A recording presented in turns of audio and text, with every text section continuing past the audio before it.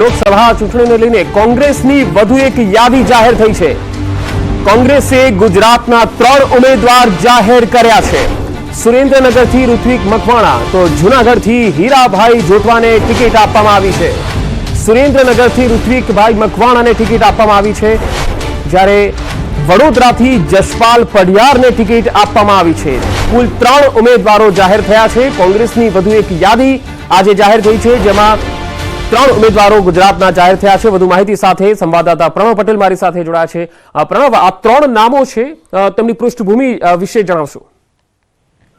પંકજ, ચોક્કસ માની શકાય કે કોંગ્રેસ પાર્ટીએ પોતાના જે 7 ઉમેદવાર માટે તેમાંથી 3 ઉમેદવારો કોંગ્રેસ પાર્ટીએ જાહેર કર્યા છે। તેમાં સુરેન્દ્રનગર, જૂનાગઢ અને વડોદરા આ 3 લોકસભા બેઠકો લઈને કોંગ્રેસે પોતાના નામો જાહેર કર્યા છે। જો વાત કરીએ સુરેન્દ્રનગર બેઠકની, જે રીતે ઋત્વિક મકવાણા પૂર્વ ધારાસભ્ય કોંગ્રેસ પાર્ટીના અને તરફદા કોળી સમાજમાંથી આવે છે। ભારતીય પાર્ટીએ જે રીતે ટિકિટ આપી સુરેન્દ્રનગર બેઠક ઉપરથી તે ચોવાડિયા કોળી સમાજમાંથી છે, એટલે ત્યાં ચોવાડિયા વર્ષે તરફદા કોળીનો એક મોટો રાજકીય જે કહી શકાય કે તાલમેલ કરવાનો પ્રયાસ અહીં કરવામાં આવી રહ્યો છે। એ જ રીતે જૂનાગઢ બેઠકમાં જે નામ આવી રહ્યું છે હીરાભાઈ જોટવા, કેશોદમાં તેઓ ચૂંટણી લડ્યા હતા, ત્યારબાદ તેઓ દાવેદારી પણ કરી હતી 2024ની લોકસભા માટે, જ્યારે પ્રદેશ કોંગ્રેસ કાર્યાલય ખાતે બેઠક પણ મળી હતી। તે સમયે પણ તેના તમામ સમર્થકો સાથે શક્તિસિંહ ગોહિલ સાથે મુલાકાત કરી હતી અને ત્યાં બીજું એક નામ જે ચાલી રહ્યું હતું એ હતું જે વર્તમાન ધારાસભ્ય છે ગીર સોમનાથના કોંગ્રેસ પાર્ટીના વિમલ ચુડાસમાના પત્ની જલ્પા ચુડાસમાનું, પરંતુ તેની સ્થાને જે કહી શકાય હીરાભાઈ જોટવા એ સમાજમાંથી આવે છે। એટલે અહીં કોંગ્રેસ પાર્ટી નવી પણ સ્ટ્રેટેજી નાટ્ય રીતે અપનાવી છે।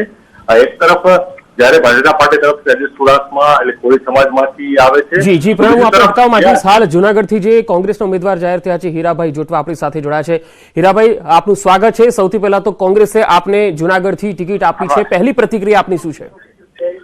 પહેલા તો હું મોવડી મંડળનો આભાર માનીશ અને મારા નામની ચર્ચા થઈ પછી જૂનાગઢ પાર્લામેન્ટના 18 વર્ણના લોકોએ સતત 4 દિવસથી મને ફોન ઉપર પૂછા કરીને જે મને આશીર્વાદ આપ્યા અને એટલા જ પ્રમાણમાં તમામ આગેવાનો 100 જેટલા એ લોકોએ મારી એક નામની ટિકિટની ભલામણ કરી, એટલે કે સર્વસંમતિથી જૂનાગઢ જિલ્લામાં એક જ નામની ભલામણ થઈ અને તમામ પ્રજા જ્યારે એક જ નામ ઉપર કોંગ્રેસના ઉમેદવાર તરીકે હીરાભાઈ જ એવી જે જુવાળ છે, એટલા પહેલા તો હું જૂનાગઢની જનતાનો આભાર માનીશ અને બાકી મારી પાર્ટીનો આભાર માનીશ અને ભગવાન કૃષ્ણથી અને કાલે સોમનાથની પ્રાર્થના કરી દર્શન કરીને હું પ્રચારના શ્રી ગણેશ કાલ 10 વાગ્યાથી કરીશ, એ મારી પહેલી પ્રતિક્રિયા છે। જી હીરાભાઈ, જો ભાજપના પણ જૂનાગઢથી રાજેશ ચુડાસમા ઉમેદવાર છે, જેઓ વર્તમાન સાંસદ પણ રહ્યા છે, ત્યારે એમની સામે આપની ટક્કર છે, કયા મુદ્દાઓને લઈને આપ લોકોની વચ્ચે જશો? અરે એમાં મુદ્દાનો કોઈ કારણ નથી। એમણે 10 વર્ષમાં કઈ કામ નથી કર્યું, કોઈ વિસ્તારમાં ગયા નથી, એમ આખો વિસ્તાર કહે છે કે સંસદ સભ્ય ખોવાઈ ગયા। હું વિસાવદર ને જૂનાગઢમાં જાઉં છું તો ત્યાં ક્યાંય પહોંચી નથી શકતા અને એમના કોઈ કાર્યકરે પણ એવું કીધું કે જૂનાગઢ વિસાવદરમાં તો રાજેશભાઈ ક્યારેય જઈ શકતા નથી, આ બાજુ વધારે આવે એટલે આપણા સમાજની જવાબદારી છે, એવી એક વિડીયો ક્લિપ પણ ક્યાંક વાયરલ થઈ। મતલબ કે રાજેશભાઈએ 10 વર્ષમાં ના તો કોઈની મુલાકાત લીધી, ના તો કોઈ કામ કર્યું છે, એટલે પ્રજા ખૂબ નારાજ છે। એક વાત, બીજું, મારા બાપા પણ કોંગ્રેસમાં હતા, ગાંધીવાદી કોંગ્રેસી હતા, હું જિલ્લા પંચાયત વિપક્ષ નેતા પણ હતો, અત્યારે મારો દીકરો વિપક્ષ જિલ્લા પંચાયત ગીર સોમનાથ છે। અમે સેવાઓના કામ કાયમી માટે કરીએ છીએ અને એ આધારે અને જ્યારે આખા હિન્દુસ્તાનમાં એક વાતાવરણ બદલી રહ્યું છે ત્યારે મારી જીત નિશ્ચિત છે। જી હીરાભાઈ, એક બીજો સવાલ ખાસ છે, કારણ કે તમે રાજેશભાઈ વિશે તો કહ્યું, પણ જનતાની વચ્ચે તો મુદ્દા અસરકારક જરૂરી છે, કયા મુદ્દાઓ રહેશે? જનતામાં ખાસ કરીને જે મુદ્દાઓ છે એ એટલા બધા મુદ્દાઓ છે કે અમારા કોસ્ટલ વેમાં જે CRZ ના નામના એક મુદ્દાથી આખી પ્રજા તાહીમામ છે કે એમના 2 નંબર નથી નીકળતા। ખાસ કરીને અમારા વિસ્તારમાં નારિયેળી, કેરી અને વંથલીમાં સિક્કો, આ બધા ફળના પાક વીમો સરકાર નથી આપતી। આપને ખ્યાલ હશે કે ખેડૂતોને પૂરતો ભાવ નથી મળતો, ખેડૂતો આપઘાત કરે છે, વિદ્યાર્થીઓને તકલીફ છે. ખાસ કરીને પ્રાથમિક શાળાઓમાં મર્જરના નામે 24 વિદ્યાર્થીથી ઓછા હોય તો શાળાઓ બંધ કરી, એવી 7,000 શાળાઓ આ સરકારે બંધ કરી દીધી. આ વિસ્તારની 3 સુગર ફેક્ટરી ખેડૂતો માટેની, ઉના, તાલાળા, કોડીનાર 3 સુગર ફેક્ટરી કોંગ્રેસે આપી હતી, ભારતીય જનતા પાર્ટીએ બંધ કરી દીધી. દર વખતે આવે ત્યારે આશ્વાસન આપે અને ખેડૂતોને પાયમાલ કરી દીધા. અસરને જ્યારે વાવાઝોડા હોય તો એક પણ ફાયદો ખેડૂતો નથી કરતા.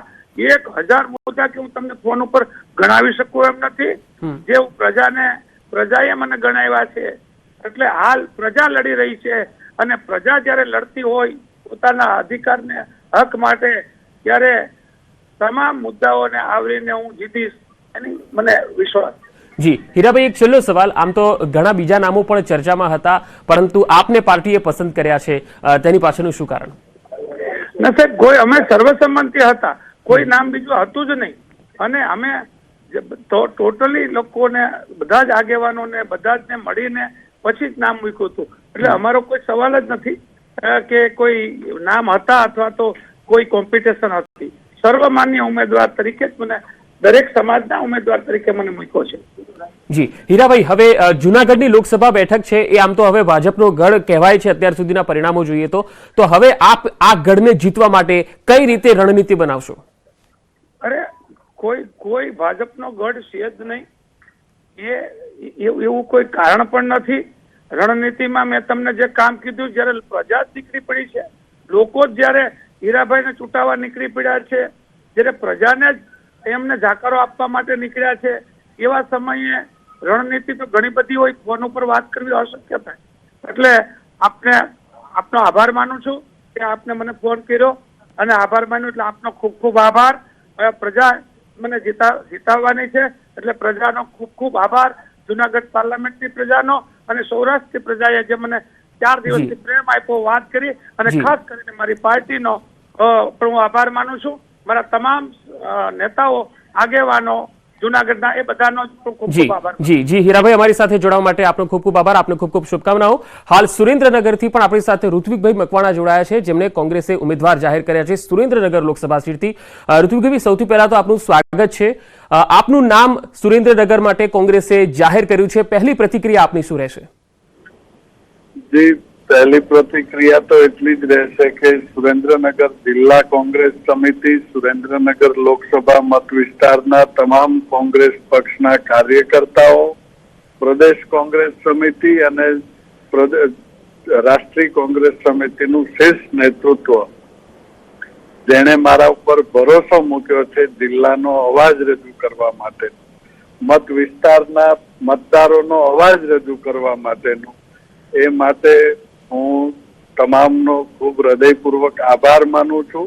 અને આપના માધ્યમથી મારા મત વિસ્તારના લોકોને એટલી ખાતરી આપવા માંગુ છું કે જે રીતે વિધાનસભાની અંદર આપે મારા ઉપર ભરોસો મૂક્યો હતો અને 5 વર્ષ સુધી વિસ્તારના તમામ પ્રશ્નો બાબતે વિધાનસભાના ફ્લોર ઉપરથી જે તાકાતથી અને જે મજબૂતાઈથી લોકોના પ્રશ્નો માટે લડ્યો હતો, જો ફરી વખત તક મળશે તો એ જ તાકાત ને એ જ મજબૂતીથી લોકોના પ્રશ્નો માટે લોકસભાના ફ્લોર ઉપર પણ પૂરી તાકાતથી લડીશ.